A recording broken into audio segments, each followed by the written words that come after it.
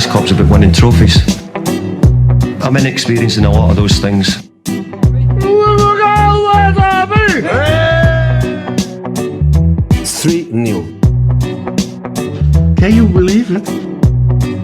Almost lost the cup and you win it. The new European champions, the treble, the dream come true for you. I can't believe it. I can't believe it. Football, bloody hell. But they never give in. And that's the winner.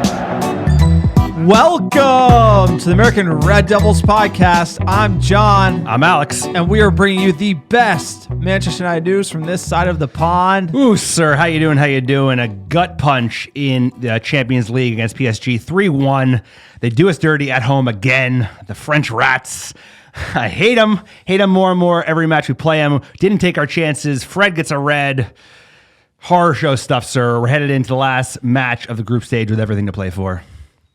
Look, I'm without speech. I'm speechless, sir. They are who we thought they were. They were a bunch of baby bitches. PSG, we had them, sir. We absolutely had them coming out of half. We were balling out. Cavani hits the post. Martial, he can't hit the broadside of a barn. At the moment, it's tough to see us play that well, concede, and I would have no problem scoring an extra goal. But then Fred makes another rash challenge, which was many he made on the day. It was clear that Ole had to yank him, sir. To lose the way we did, to collapse in that time period, it just adds a little extra salt into the wound.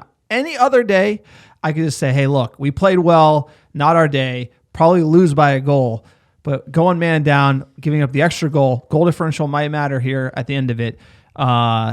It may or may not. I actually haven't done the math. But at the end of the day, that Fred rash challenge, that says it all. No, that's what people are going to be talking about, but I'm going to be the other voice because I saw a lot of good football played by Manchester United today. It's the same story from early in the season. We didn't take our chances. But for most of this game, we were the better team.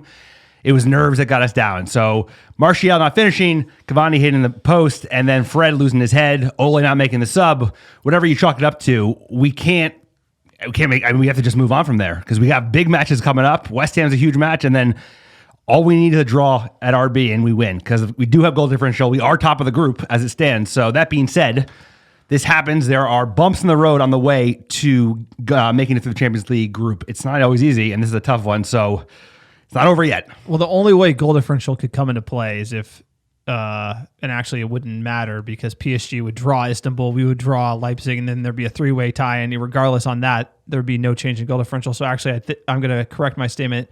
The extra goal probably doesn't matter at the end of the day. But, sir, I'm not saying we didn't have our chances. We played well. Manchester United played very, very well. The problem is, when you make certain mistakes at this level in the Champions League, this isn't Europa League. This is the Champions League. This is big boys. We're playing with the big boys. We're playing PSG at home. We need a point or a win to advance. It matters to this club. We really need to advance. We need to get out of this group. It'd be a crime for us to beat PSG, Leipzig, lose to Istanbul away. I mean, complete muppetry if you really think about it. It's so frustrating to be a United fan. Like Keane said, being a United fan is bad for your health. At the moment it is because we had it, sir. It was in our hands. We're just taking it to them. And then we give up a poor goal, probably offsides. And then Fred makes another rash challenge. And after the headbutt, you knew PSG. The reason isn't Fred. And the blame goes on Ole because PSG was going to troll Fred to get the second yellow. You knew it. It's just the way it goes. If you watch the game, you know the type of players PSG are. They're snakes. They're going to get the second yellow out of Fred. I knew it was a matter of time. And he's doing that job in the middle. We have so many backups on the bench. I would have pulled him at half. That was a Fergie move. You see it. It's going to happen. To let it go to the 70th minute, that's inexcusable from the manager. And at that point, the game was lost. We could have come back and tied. That decision for me is that's the mistake at this level you cannot make. That if we don't make it out of our group, it's probably because of that decision. Hey, Ole put his faith in the players, and some players today let him down, right? Cavani did a lot of good stuff, but Martial missed his chances, and I think he put the onus on Fred. Fred had earned that spot. He has been very solid this year. We have to give him credit where credit is due. I admit, right, like loses his head with the first one. It could have easily been a red. It's shaky from there. He did play decently well at the end of the first half. But you have to know the mentality. You're right. It's like PSG are a bunch of wind-up merchants, especially Neymar, especially Mbappe. The other Brazilians, like they're going to go after him, and they did, and it worked. Probably should have hooked him for Matic, but you have the work rate. You need someone with that energy, so I get why he kept him in, but Fred let Ole down in my mind. No, I do think he did, but it's also you got to know the player, right? And I do think Fred played a great game. I honestly think he played great in the middle of the park. He was all over the pitch, exactly what you want. But when he's got a yellow and it's this big of a game and it's, it's 1-1 really at half, and you got to be thinking that Fred yellow, does he have the composure to not get that second one? And my gut would say no. I can't trust him out there. Maybe 10 minutes. When he came out at half, I was like, okay, Ole's going to hook him in the 60th. I was going to tweet, and he didn't. I think a lot of people were calling for it.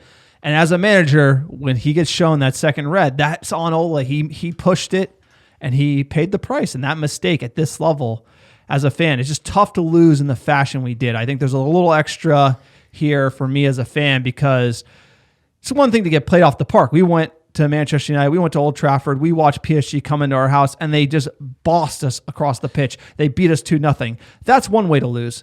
This way to lose hurts more because arguably we should have been 3-1 up, should have been playing defense, should have been qualifying at home today.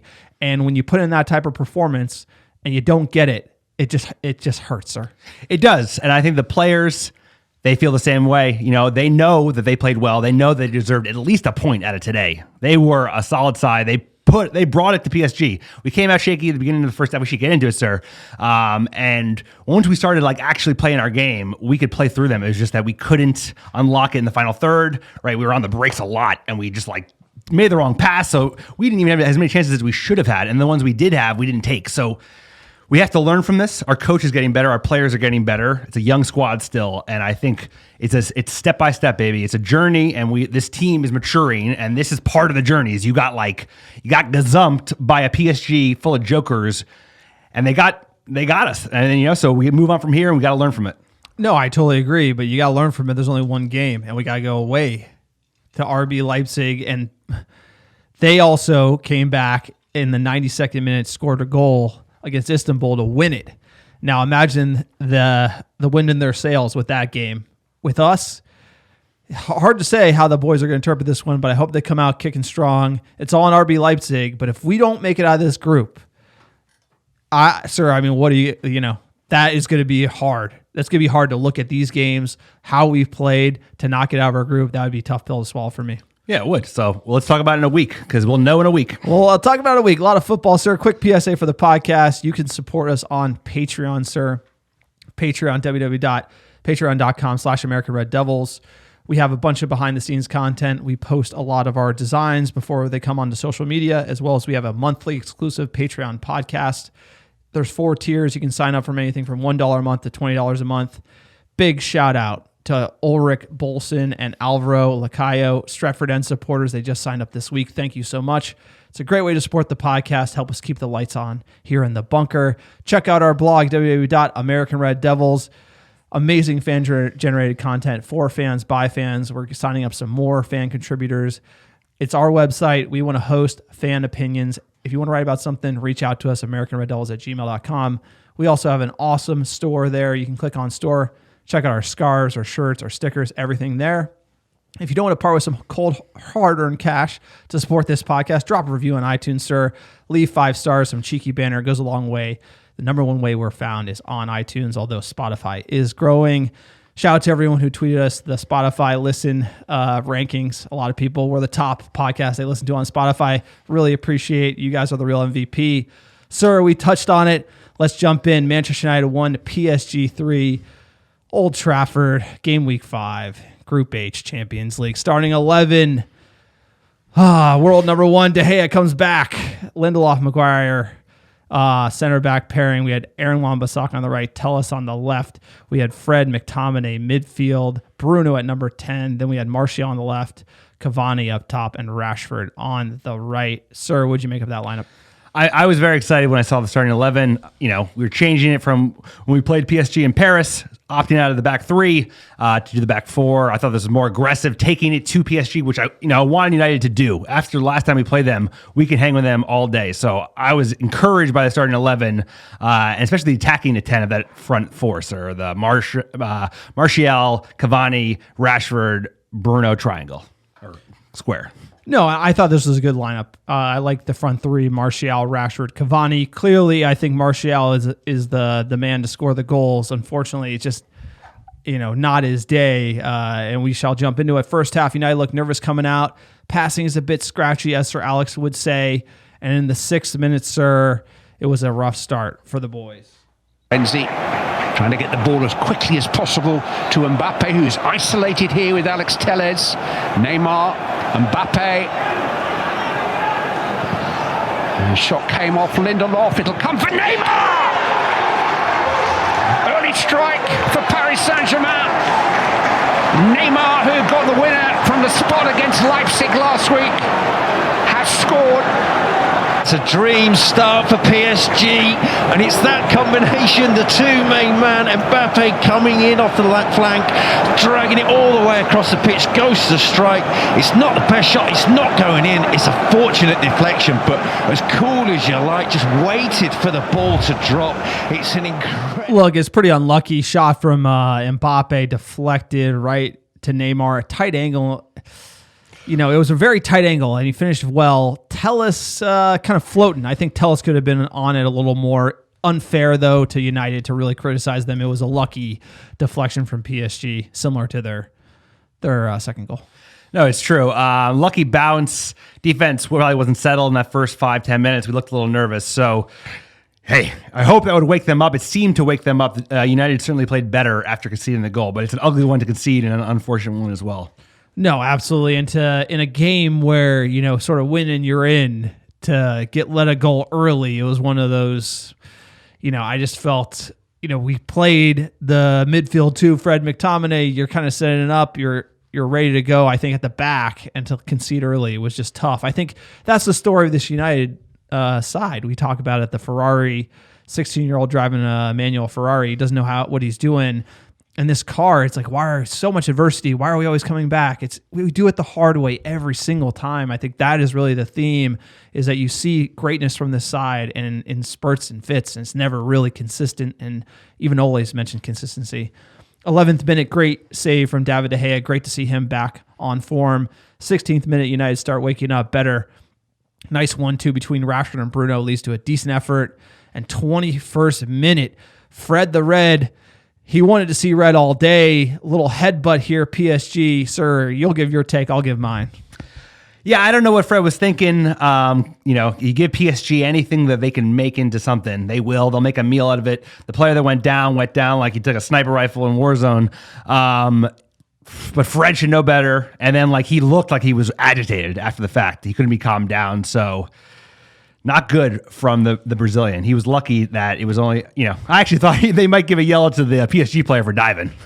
So that was my take on it. My take was clearly I didn't see it full speed. Then they showed the VAR replay, and I thought straight red.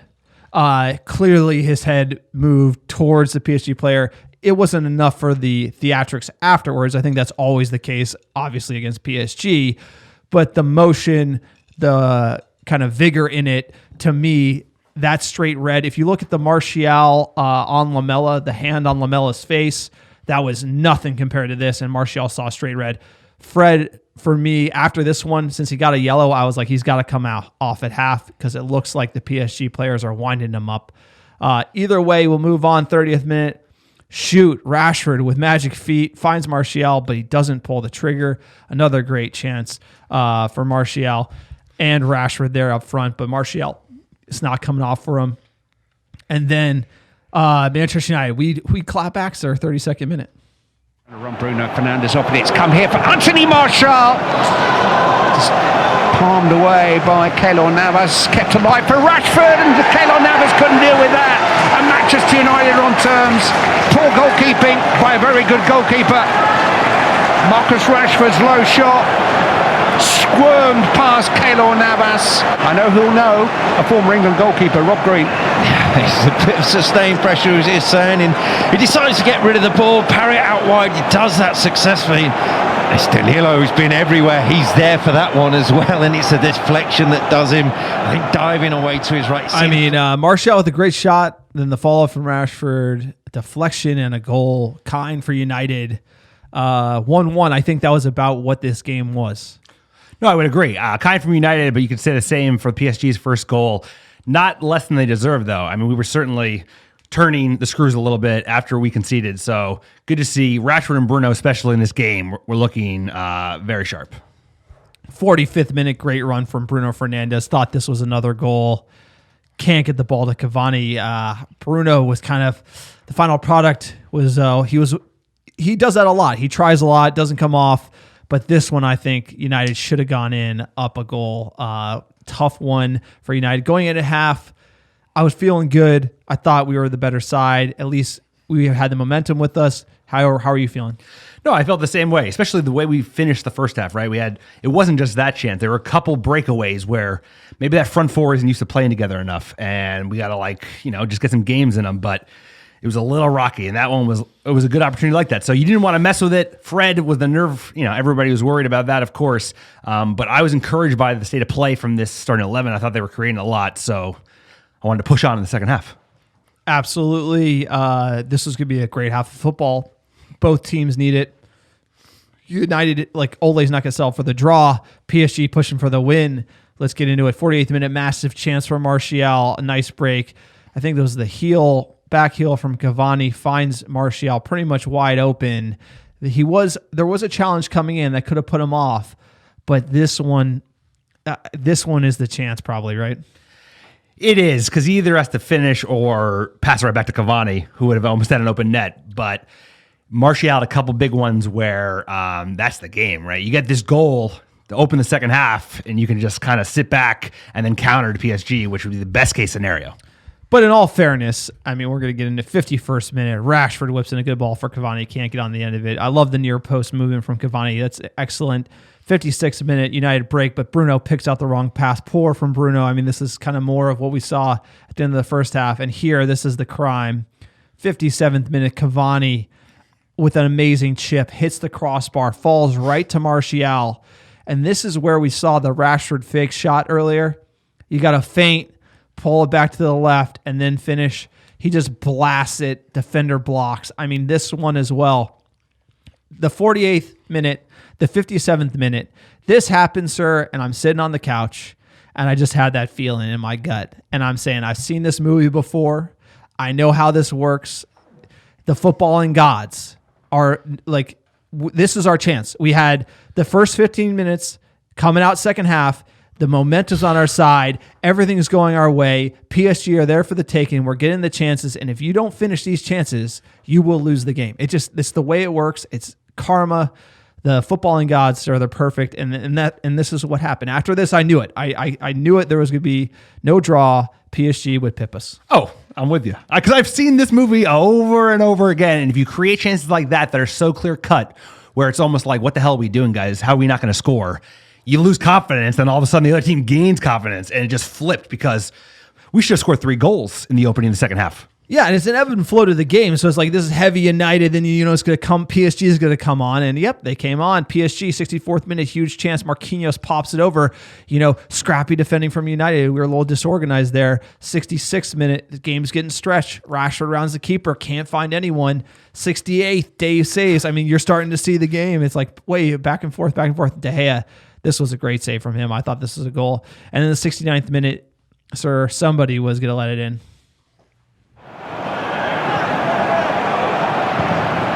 Hit by Herrera, and there's still a chance, and it's been poked in by Marquinhos, and there's no flag, and Paris Saint-Germain are back in front. The skipper has got the goal, a scruffy goal, but a vital goal for Paris Saint-Germain. Well, they'll take it by any means. It's no oil painting, is it? It's just a shank of a strike, and Cavani hanging around in the penalty area, in the 6-yard box, not stepping up, playing Marquinhos on side. They'll take it by any means. It's a game of inches. When VAR, the lines came out with VAR, I thought he's off. Marquinhos, his right foot. For some reason, they thickened the line there when they drew it. It didn't make any sense to me. I believe this was offsides, as VAR would see it. But, we pray to the VAR guys. They didn't save us here. It was really Cavani not jumping up that cost us. At the end of the day, you talk about him hitting the crossbar on one side of the pitch, him keeping him on the other side of the pitch, sir. It's just a game of inches.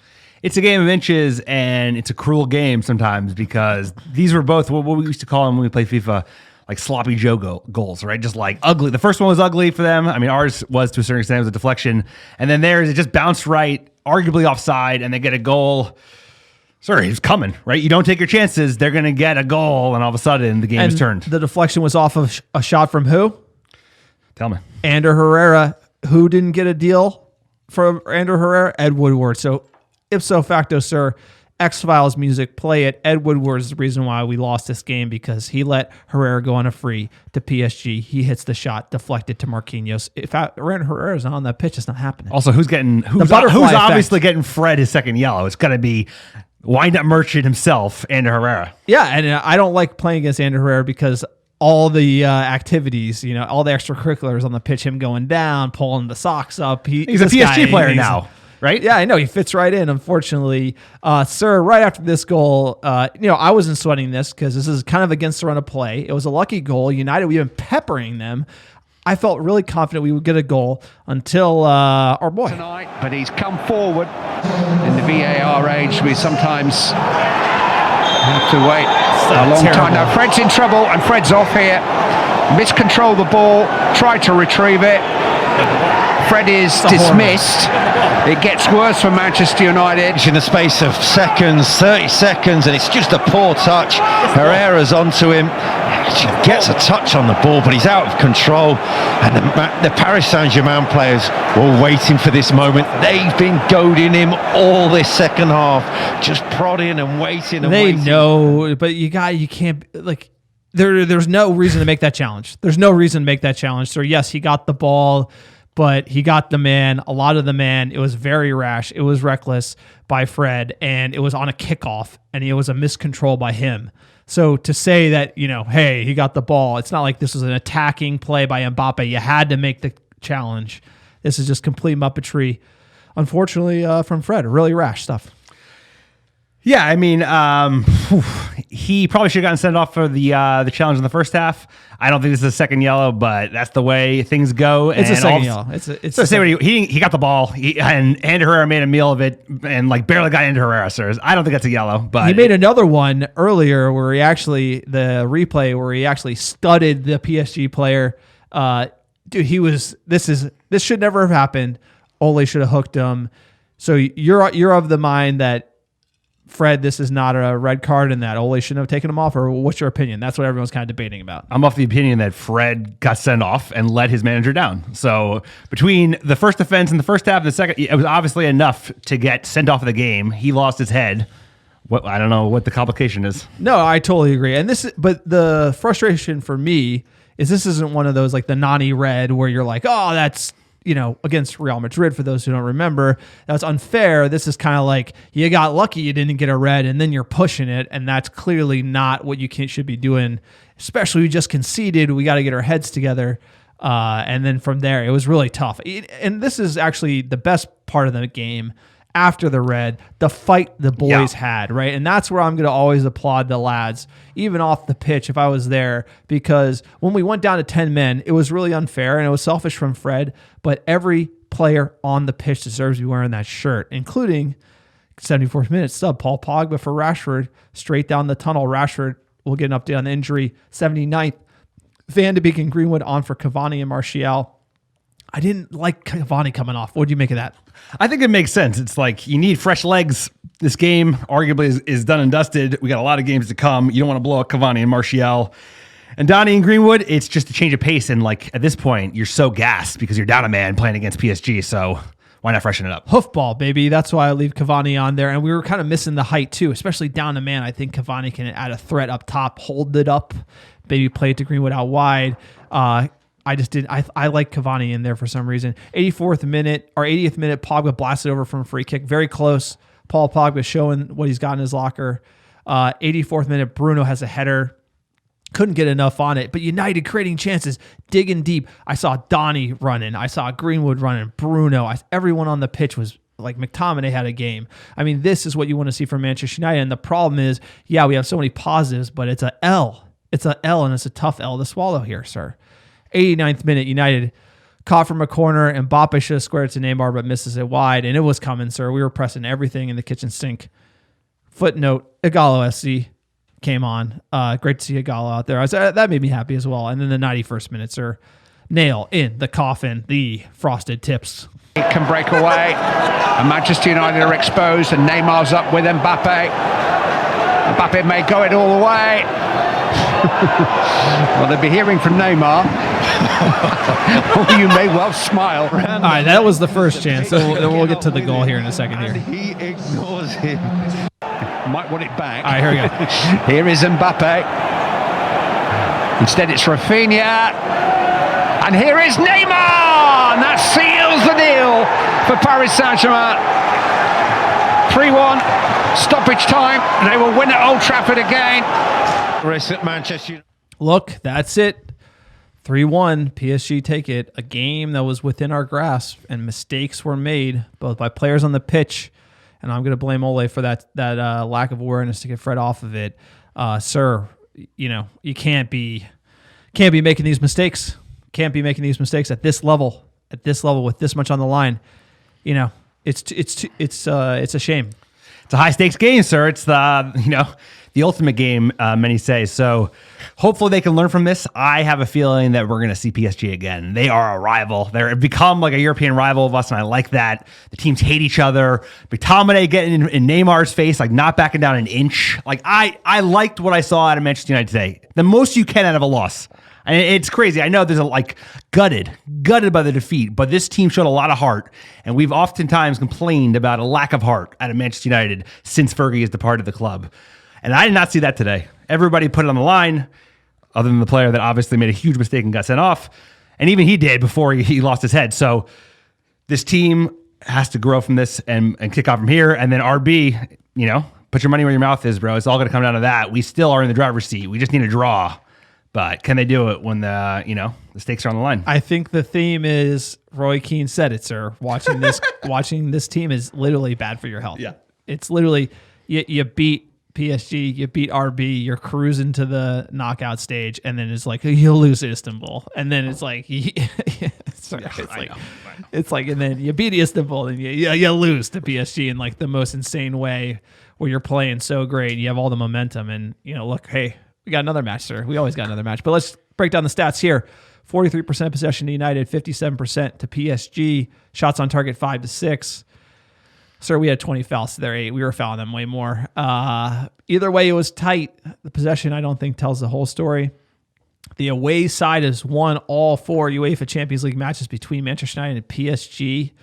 Unbelievable. Manchester United have now lost more of their 8 home games in all competitions this season than they did in the 28 matches at Old Trafford last season, sir. Unbelievable.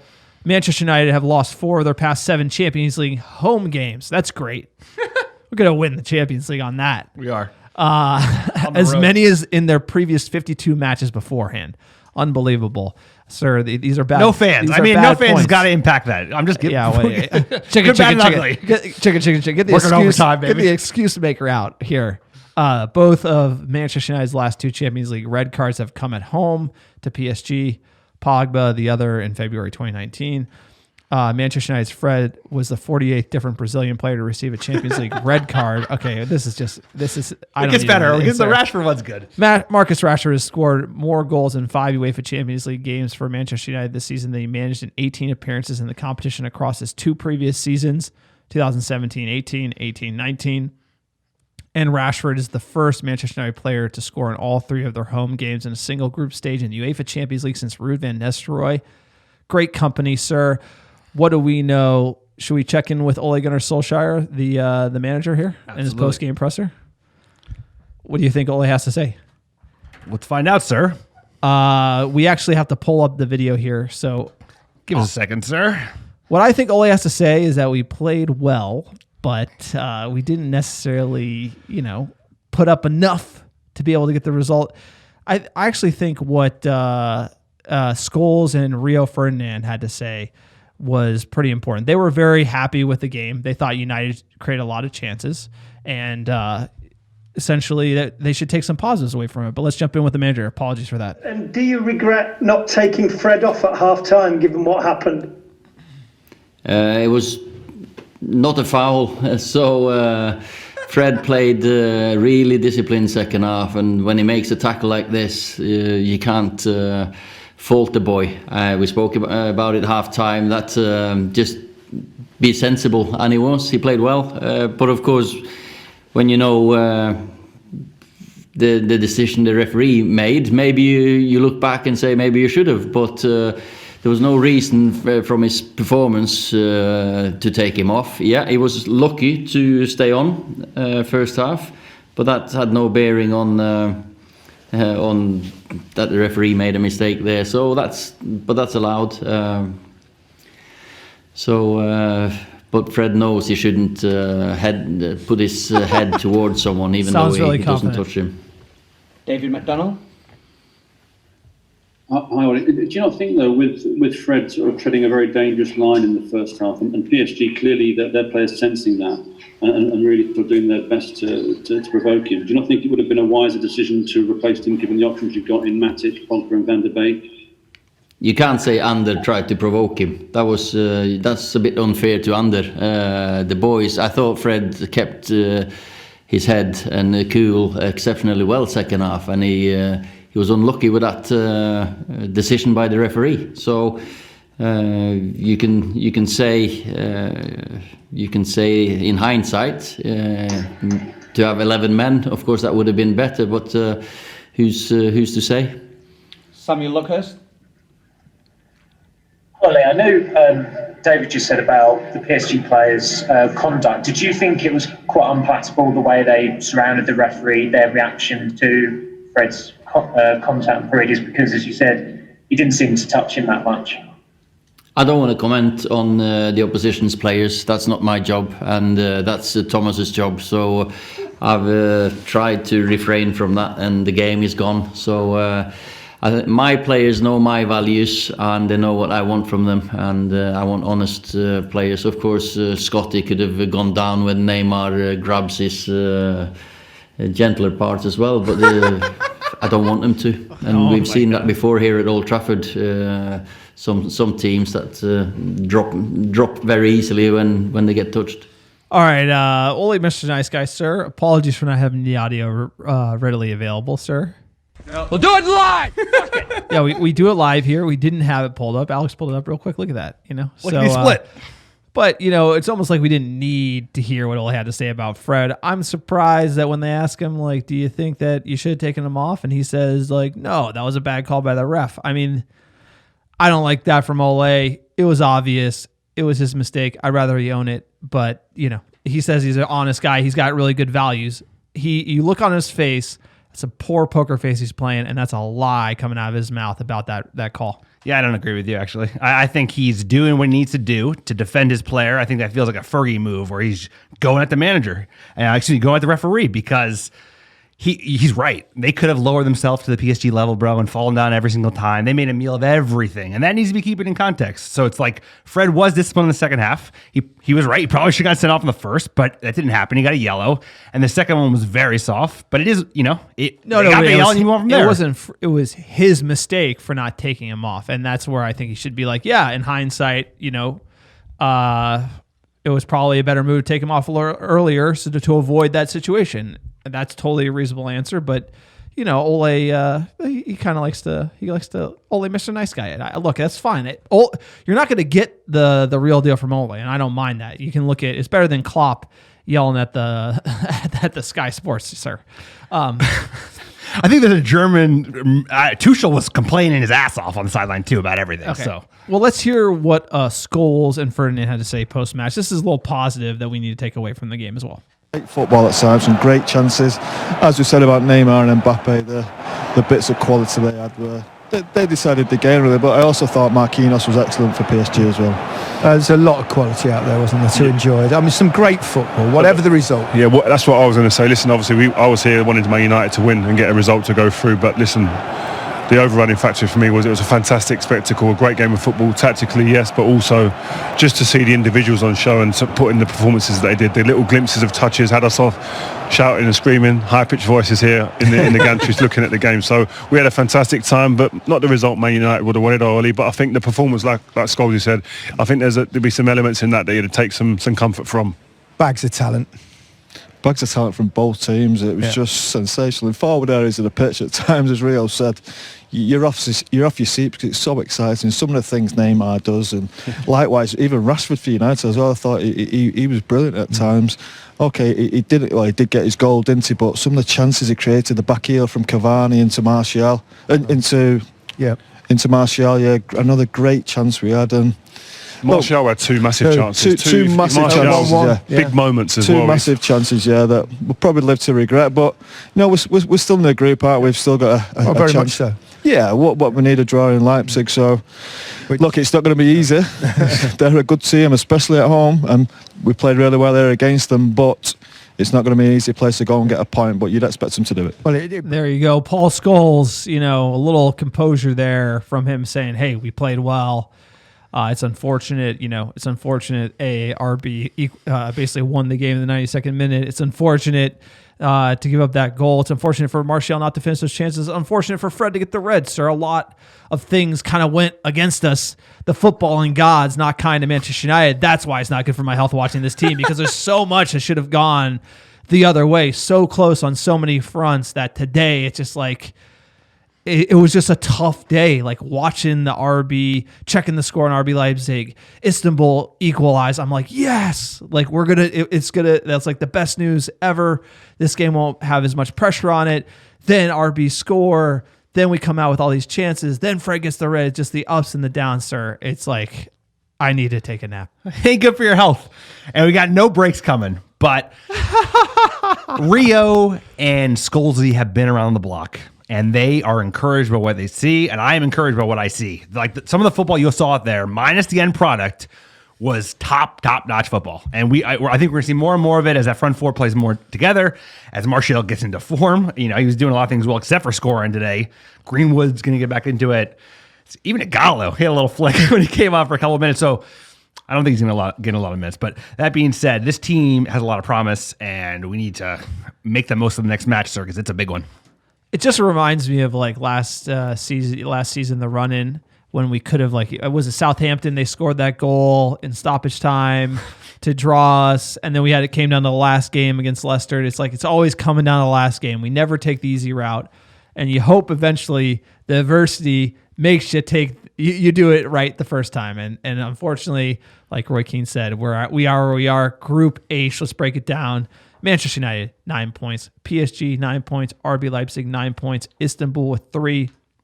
Sir, as far as it goes, Manchester United goal difference 6, PSG 3, RB -2, and Istanbul -7. Istanbul cannot qualify. On the final day, PSG are going to be playing Istanbul. You assume that they're going to win. They're going to get 12th. Sir, then it comes down to Manchester United versus RB Leipzig. Like Scholes said, it's in their house. If we draw, we go through on goal differential at 10 points. We win, and we're in as well. So similar to Leicester City at the end of the season, draw, win, you're in, sir. We got to pray to the VAR gods. We got to pray to the footballing gods that everything goes our way that day, because anything short of a draw or win, we are out, and that would be absolutely devastating to play the way we played and not make it. It would be. So let's hope we're not talking about that on next Tuesday. The toughest. PSG is the toughest one. It is. But it's hard to play that good against PSG and then to get nothing, right? No, but you got to take some away from this team. As a United player today, some of the young players, even losing, there are you're learning to take away from this game. I mean, it's like a learning experience no matter what. We don't get the 3 points, and it sucks, and we have everything to go do now in Germany. But it's a learning experience for the players, and we kick off from here, and we got to add more metal to the next game at West Ham down in London in front of fans for the first time. Can't believe that. Look, that's a big hit. We'll get into it, sir. There's always a next match. West Ham versus Manchester United, London Stadium. Yes, fans will be in attendance Saturday, December 5th, 9:30 a.m. Pacific. Nice kickoff, sir. Not the 6 a.m. Against West Ham, we've won 66, drawn 32, lost 45. West Ham has had a good bit of form under guess who? David Moyes, tactical genius. The tactical genius of David Moyes. Manchester United have only won one of the last 5 matches versus the Hammers. 2 draws, 2 losses. And West Ham have won their last 2 Premier League home matches against Manchester United. That's not good, sir. That's not good. But again, we got another must win, sir. Given our fixtures coming up in December, we have to win this game. And Manchester United have won their last 8 Premier League away matches, their longest such winning streak in their league history. That's unbelievable. They're now looking to win their first 5 matches on the road in a single league campaign for the first time since 1985-86. Sir, I was born in 1985. That's good luck. And Bruno Fernandes has scored in his last 5 Premier League away matches. The last player to score in 6 consecutive away appearances for the Red Devils was Dennis Law in March 1964. It's elite company. Elite. The West Ham, the Amas. They were founded in 1895 as Thames Ironworks and reformed in 1900 as West Ham United. They moved to the Bowling Ground in 1904, which remains their home ground for more than a century. When they were founded, the first U.S. Open's men's golf tournament in Newport, I don't even know what that is. Englishman Horace Rawlins won the inaugural U.S. Open and beat Willie Dunn of Scotland by 2 strokes. Babe Ruth was born, and the British inventor Bert Acres patents the film and camera projector. So West Ham's pretty old. That's all I got to say. You know, the Hammers go way back, sir. Now we got the video on our phones. It's a crazy ride, sir. West Ham have been winners of the FA Cup 3 times in 64, 75, and 80, and have also been runners-up twice in 23 and 06. The club have reached 2 major European finals, winning the European Cup Winners' Cup in 1965 and finishing runners-up the same competition in 1967. If you know West Ham, you know Green Street Hooligans, great movie. You should watch it if you like football. It's all follows the Hammers. 3 West Ham players were members of the 1966 World Cup final winning England team. Sir, you got me going here on the agenda hardcore. We're going deep into West Ham. So it runs deep. You know, I just wanted to make sure that all United fans are. I'm losing my voice. Sir, I'm losing my voice. Luckily, the physio room list is short these days. I'm dying here. You're doing a hell of a job. You know what I was doing before this? I was moving. I was literally like moving stuff in our new house, sir. I'm like, Fran. You're doing great, sir. Just like this United team. Pod never, and that's with that loss. You know what I'm saying? If I'm feeling extra spicy on this pod, it's because I literally was moving before I showed up, and I'm like, I got to talk about this game. Okay, Hammers. A little history about the Hammers. The club has a long-standing rival with Millwall, sir. You've been to a Millwall match. Don't go. Give me some advice. Don't go to Millwall. Woo, that's a rough crowd. It was like a 2 p.m. game. I don't think I've ever heard so many profanities in public. See you next Tuesdays. West Ham adopted their claret and sky blue color scheme in the early 1900s, with the most common iteration of the claret shirt, sky blue sleeves, first emerging in 1904. I like their kit. Hate David Moyes, but they do play at the London Stadium now, so they did leave their Boiling Ground eventually. Sir, physioroom.com. Injuries, Phil Jones, where are you? Luke Shaw. So, yeah, that's it. So, everyone to pick from. Obviously, Luke Shaw, he's important. Of all the players who are injured, he's one. But, again, Luke Shaw frequently injured, though. He's always having these 6-8-week injury spells. Given those injuries, you know the Hammers. You heard the history, sir. U.S. Open. What's your lineup? Sir, I'm going to switch it up a bit. This is what I got. I got Hendo and net. I got a back 4 of AWB, Lindelof, Maguire, Telles. I'm going to do midfield of Matic, Fred, Pogba, and a front 3 of Donny van de Beek, Greenwood, and Martial. I want to rest Rashford and Bruno for the must-win game.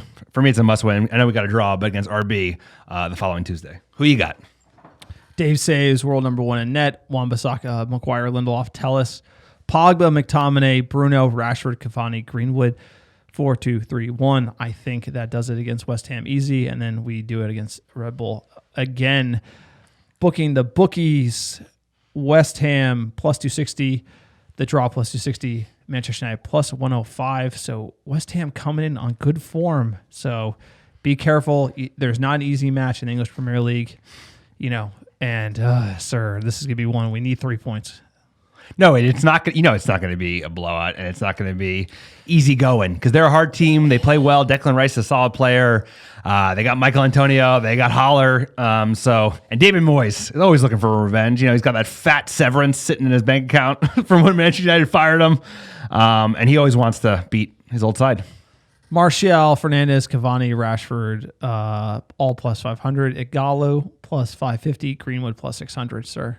Dan James, 950. Sir, Facundo Palestre and Paul Pogba have the same odds of scoring first. Plus 1,200. Unbelievable. Who's scoring next? I would bet Pogba over Facundo all day. I think so. All right, given those are the bookies' odds, what is your score prediction? 3-0. United back to winning ways. We keep it going in the league, and we crush the Hammers at home in front of their 2,000 home fans. Sir, I hate to say it. 1-1. This is a draw. I don't think United are going to be able to get the win. I predicted the draw against PSG. It was an L. Probably should have been a draw. I'm looking at you, Fred. This one, I just have... You look at the way the bookies have the odds. You look at the slot. We're all going to be thinking about RB. And again, they could beat us too. So this is just... I'm just... Obviously, want a United win more than anything. I think United should be able to do it. I just think this is a really tough spot. If we have that RB game, they're going to be thinking about that. I think Ole, his rotation decisions, I don't think are always the best. That could put us on the back foot, and it could be a comeback City again for a point or maybe 3. I think 1-1. It's going to be a tough match, sir. It's going to be a tough match. They always are. I like what you said. There are no easy matches in the Premier League. It's true. And especially with the schedule we have and, the start that the Hammers have had, I believe they're above us in the table at the moment. So cannot be taken lightly. They're a solid squad. They're playing well at the moment, and we need to go in and get a convincing result so we can kick on to the Champions League win that we will get against RB. Sir, United in the news. Up. That was UCL music, not United in the news. Sir, you know what? We'll do it live. Fuck it. There we go. United in the news. Premier League clubs banned from signing international under-18 player under new Brexit. That's right, Brexit rules. Per the Independent, Premier League clubs to be limited to 3 under-21 signings per transfer window, with all foreign players subject to a point-based threshold to be eligible to play in the UK. Sir, that is a big deal. Big deal. They're not going to be able to sign foreign players until they're 18 under new regulations. That is huge. Clearly, we know Sir Alex. He made the best of recruiting players young internationally. Facundo is one of those, Paul Pogba was one of those Yep. at 16, right? So we went on a bit of a run the last couple of windows, buying up young players all throughout Europe, and this is why, because Brexit has shut the door on all this talent. Now it will shut the door. It hasn't been Wait, it was shut in January, right? Brexit hasn't been agreed to as far. I think there's every time I look at the UK news, it's like 38 days until something with Brexit, but I don't think they're exiting anytime soon. They always kind of do it, then they don't do it, and then they do it, and then they kind of don't do it. So as far as when this happens, we don't know, sir. But it will happen. It's going to happen, and this will be a big. It will be a big shift here. The good news is, USA players can't sign until 18 anyway in Europe, unless they're dual passport. So this kind of levels the playing field for our sons if they want to play for Manchester United at the end of this long con. So there you go. Maybe by the time our sons are eligible to play, they're back. UK will be back in the EU. Who knows? A lot can change between now and then. But it's not good whenever it happens, because it's going to limit our ability to bring in young talent before they are, at a massive premium. So what pay? So also, exactly what's going to happen is all these players are going to go to the Dutch league or the French league or the German league, and United or City or Liverpool are going to have to pay top dollar when they're over 18 to come into the league. So but they make top dollar, so I'm not really worried that much. There you go. I'm worried. I'm not worried. All right, next one, Brighton White. Brighton's White in 3-way tug of war. Apparently, Brighton's got a defender everyone wants. Tottenham, Chelsea, Manchester United. We won them. Ben White is the defender, 23, been playing well in the Premier League. He's got the Old English fade. He looks the part. Sir, is he the defender to replace the mighty Phil Jones? Is that who he's filling up in the pecking order? Looks a solid player. I haven't watched too much of him, but I think Brighton started pretty well, faded a little bit. But Ben White, the problem is you buy anyone in the Premier League these days, the price that's demanded is going to be so high because it's the Premier League proven. So, I think there's less legs in that because of that. Who are we really going to want in the Premier League? Are we willing to pay $50 million plus for Ben White? I doubt it. Hard to say, sir. Next bit of news. UEFA to propose radical changes to the Champions League group stage, with teams to play 10 matches, 5 home, 5 away, and 1 big league table, as they aim to end talk of another breakaway competition. We heard of the conspiracy by the Glazers. to do the breakaway league, the Super League, to replace the Champions League essentially, and UEFA are kind of clapping back, and they're going to basically go to the Swiss system that have teams compete in a league table. A team would play 10 matches against random opponents, and the top 16 teams would then get into the knockout stage. Interesting way to do it. I don't know how that's different from the group stage. Sounds exactly like the same, except you probably play not the same opponent twice, home and away, but that seems more fair. I like the way they do it. It's got a World Cup vibe. We got the group of death. I like the home and away. This the most fair way to do it. Because then you add in the whole, like, I get an easy team at home, I get a hard team away. I don't know if I like it that as much. Seems a little more scrambled eggs. What do you think? No, I mean, I think they're just looking to grab more cash, baby. That's it. Add more games. I don't know whether there is a capacity. I mean, fans always want to watch more games, but I don't know how the players fit more games in. So I don't want to change the way it is. I like you said, I like the group element to it. I like the group of death. And 10 Champions League group games instead of 6? I don't know. Just more matches. All right, sir. Fan questions. The Twitter sphere is hot. I'm just boiling. Just dipping my toe in here. At Blickstro on Twitter, quote, Martial needs to hit his chances. He's been in a funk for quite a while, and a proper manager would introduce some competition / drop him. Ole holds us back. 12 years managing and still learning on the fly. The Fred situation, inexcusable. Substitution has long been an OGS issue. I have to agree on the sub point. I really think that Ole needs to be subbing. His subs, I've always questioned his subs. I mean, clearly I don't question against Southampton. Maybe I think he got that right. And he goes right. That he got an A+ there, but you'd have to grade it every game. And here the grade would be very low on the PSG game. Yeah, I mean, but I still hit it. Ole got some things wrong, but players let him down. Martial should have hit his chances. Fred shouldn't have gotten sent off. And Ole probably should have made the change. And I bet you now he's not going to trust Fred the same way, because before he hadn't had a red card. Now he has. He knows that in that situation, you pull him. Yeah, and it is a shame because Fred has been playing well for United. What do you make of Martial being cold? I mean, he was red hot for us last year. Huge part of why we finished third. I think you bench him, bring on Greenwood. It's like that's why you need competition in the lineup. I think he'll come good because he always comes good. Martial's a solid player, and he's a big part of our attack. Yeah, he needs to get that mean mug back. He kind of needs that piss and vinegar. I think Martial's like a Rooney. You got to bench him when he's not doing well. He gets all fired up, and then you unleash the beast, unleash the Kraken, sir, as they say. At Burkett Mets here, quote, bad officiating to send Fred off, poor finishing, blah, blah, blah. The real killer is that we should have taken advantage of our trip to Istanbul. Nothing you can do now except dust yourself off and smash Leipzig 5-0 again. We go. That is a good tweet. I tweeted it out as well. I said all this drama because we couldn't beat Istanbul away. You look at RB and you look at PSG. They struggled there too, though. They did struggle against Istanbul. I mean, RB let them back into the game today. They were up 3-1, then it was 3-2, then it was 3-3, and they got a great goal to get the winner, but we lost there, so we're all ruining that. But at the end of the day, they're not that easy to beat, and it's a hard trip to Turkey. That's a long flight. It's not quite Kazakhstan. At Todd Zolski here, at T Zolski on Twitter, quote, what makes this loss sting is that we backed ourselves into a corner now. One game on a game after looking like a genius, Ole with a major blunder. Yeah, I would say he looked like a genius with the subs and turning it around on one game, and then he looks kind of like a fool, not hooking Fred. Everyone knew it. I mean, it was something where, as a manager, if you don't hook him and he gets that red, it's that decision. Like you said, everyone's going to talk about it, and that killed the game. It really killed the game. We had no chance getting back in after that. I mean, the team showed a lot of heart afterwards. It's very hard to get back into a game after you're down and a man down against a big team. So I think Ole let us down a little bit, but his players let him down. It's a combined effort. There's never one person to blame. It's a game and it's a team. At United Dondo, quote, how does the man who made his career off of being a sub not know when to make subs? Poor finishing again today. We should have killed the game off earlier. We make things so difficult for ourselves. It's unbelievable. I have to agree there. At JDW300, quote, Martial missing his chances has to stop. He shouldn't play against West Ham or against Leipzig. Needs a reset. Fred just unraveled before the world. PSG baited him and won.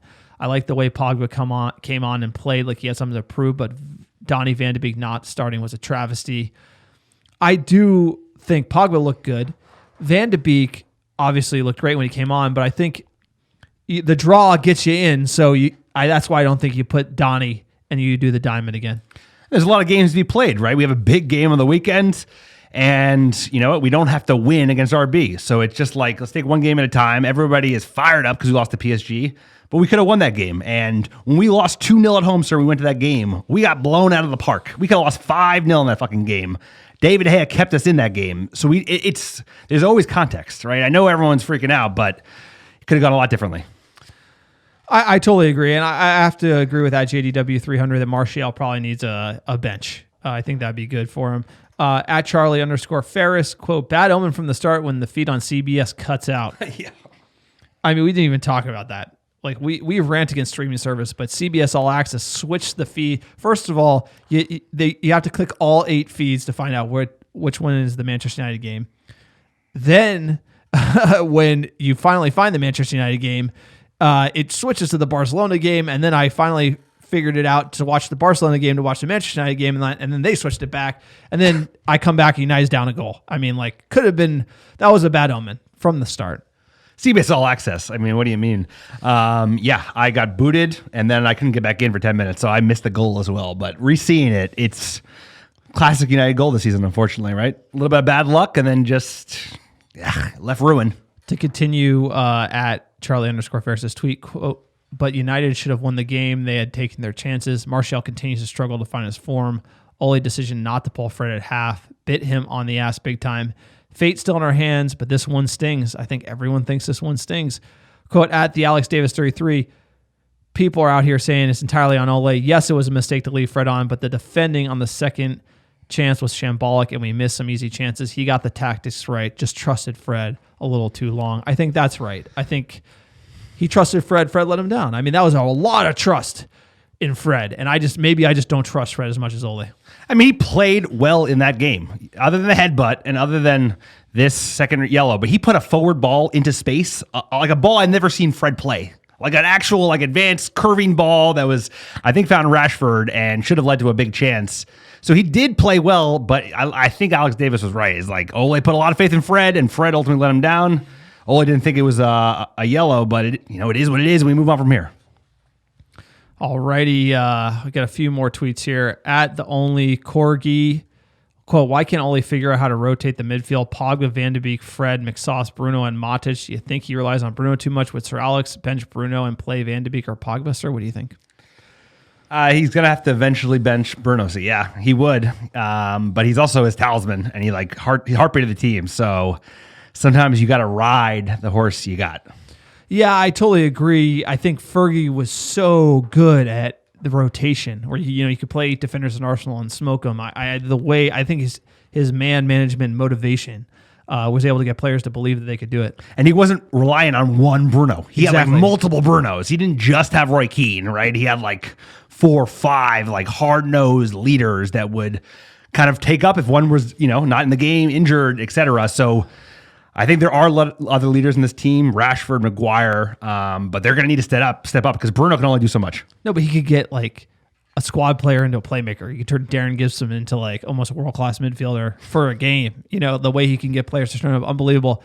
One more tweet here at Jamal Mota, quote, another game where we missed too many opportunities. Last week we managed to pull it out, but you can't miss like that against top-ish teams. Need to be more clinical. Also not sure why any player still thinks even a minor headbutt is going to be missed. I totally agree. I mean, we're living in the day of a VAR. Fred, they got a lot of HD angles. You can't be doing that. But you got to know a player, and when it comes to man management, Fred wears his heart on his sleeve, for better or for worse. I know that about Fred, and he does play well. Hard work rate, puts in a lot of challenges. He's all over the pitch. He can't shut it off. And that's why I think on a yellow in this type of game, on this stage, I just thought the risk was too much.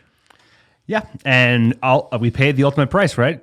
So there needs to be learnings all around. No, I mean, sometimes your greatest strength is your greatest weakness, sir. He played like real hot, right? And like the Brazilians on the pitch were kind of like feeding into him, and then Herrera was like the ultimate cherry on top. And there you go. Hey, look, that's the pod. That's the game, sir. Cheer up, sir. Cheer up. I'm looking over here. Your shoulders are shrugged. You're sitting back in the chair. You got how you feeling? You just like... Can't wait for the West Ham game, sir. I'm excited. I think we're going to smoke them. Sir, you're about as believable as always, presser. Here, let's look. It's been a real podcast, really. Thank you for supporting the American Red Devils.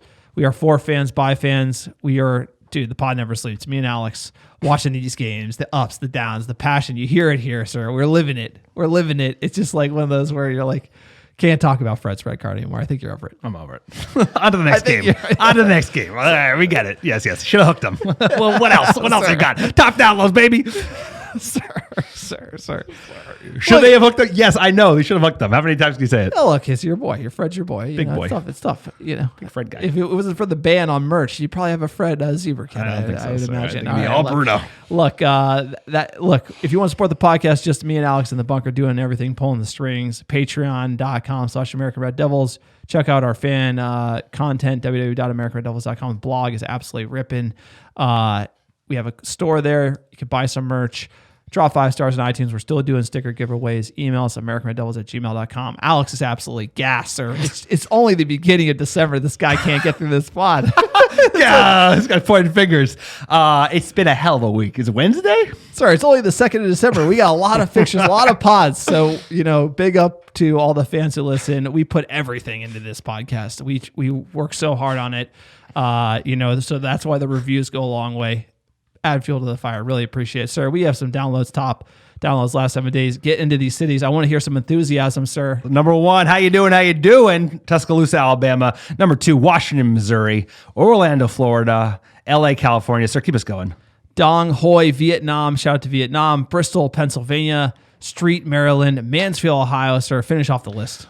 Oslo, Norway at number 9. And last but not least, north somewhere. You got rid of it. North Wilkes-Barre, North Carolina. Appreciate you. Appreciate all the downloads, all the American Red Devils listening in week out, sir.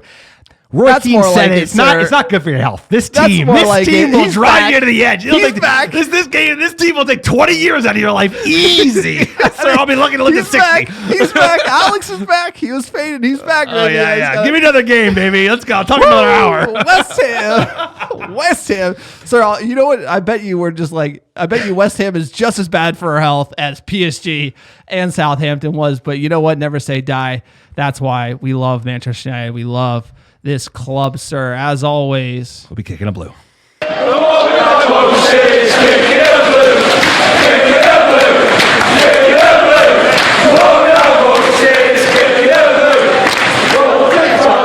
We've all